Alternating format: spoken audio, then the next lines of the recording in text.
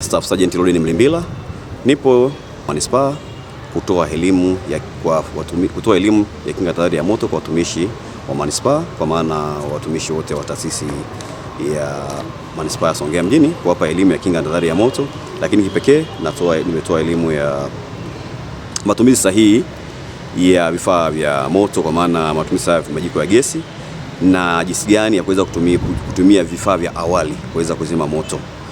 Na tutambue tunapozima moto, tuitambue pembe tatu ya moto ili uweze kuzima moto kwa vizuri na kwa wakati. Tuitambue pembe tatu ya moto ambapo tunaweza tukazima moto wetu pasipo kutumia fire extinguisher, pasipo kutumia mchanga wala pasipo kutumia maji. Ni kwa kuondoa kimoja katika pembe tatu. Kitendo cha kuondoa nini inafanya pembe tatu? Ni hewa safi ya oxygen, chakula cha moto pamoja na joto. Hivi vitu hivi vitatu ndio vinafanya moto. Kwa hiyo kama tuna pembe tatu ya moto, tuna uwezo wa kuzima moto wetu pasipo kutumia fire extinguisher wala mchanga wala maji. Ni kuondoa kimoja katika vitatu. Kitendo cha kuondoa hewa safi ya oxygen, tunafanya smothering, tunafunika.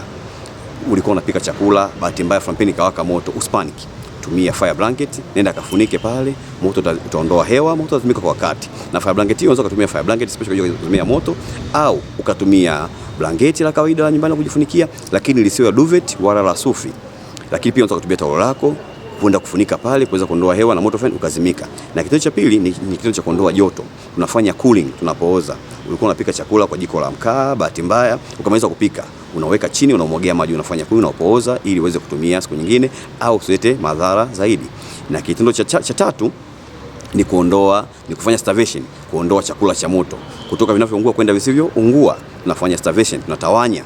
Ikitokea kuna moto, ukilima shamba la miti, tuna kaida kutengeneza zile fire break, ni moja ya starvation. In case umetokea moto kwenye shamba la miti, unachokifanya ni kuweza kutengeneza njia ili moto usivuke upande wa pili au kwenda kuchoma mbali kunyima moto chakula. Hapo tutakuwa tumefanya starvation. Kwa nini nashauri uweke maji? Blanketi nao inapisha hewa, inapisha hewa. Tofauti na ile madini ya asbestos hairudishi hewa kabisa.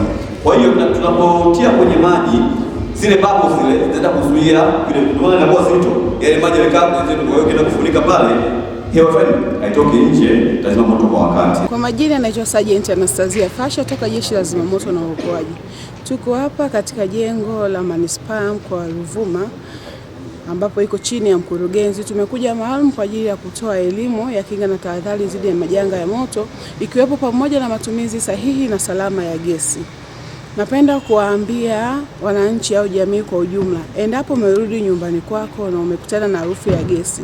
Harufu ya gesi ni kama harufu ya iviza au kabichi iliyoharibika, basi hakikisha kwamba unafungua milango na madirisha yako ili hewa iliyopo ndani ikaweze kutoka nje na ukawa na hewa safi mule ndani. Vile vile ukaenda kuangalia kile ambacho kimesababisha kutoka kwa ile gesi au kuvuja kwa ile gesi. Kwa hiyo kama kuna leakage, maana yake unatakiwa ile leakage ile ifungwe ili gesi isiendelee kutoka. Nini ambacho unatakiwa ufanye? Kama ndio umerudi tu umefungua mlango wako, kama ulikuwa unaongea na simu, hakikisha usikate simu ile. Kama ulikuwa huongei na simu, basi pia usiwashe tochi katika simu ile. Kama taa zilikuwa zimezimwa, basi usiwashe taa, na kama taa zilikuwa zinawaka, basi usizime taa. Vile vile kwa wale wa mama ambao wanavaa zile high heels au tunaita skonquido enzi za zamani, tuhakikishe umekutana na tukio hiyo au harufu hiyo, vua vile viatu, yani ili mradi tu usilete ile ko kwenye hizi tails. Kwa hiyo unaenda kafungue milango yako na madirisha, utakuwa salama salimini. Vile vile ikiwezekana gesi yako iwekwe nje ya jengo na sio ndani ya jengo. Na kama gesi yako ni ile ndogo na wewe labda una chumba kimoja au chumba chako ndio kile full suite, yani unaita chumba baraza, chumba sebule, chumba store, basi hakikisha unapika kwenye corridor, eneo ambalo lina hewa safi, lina mzunguko wa hewa inaingia na kutoka.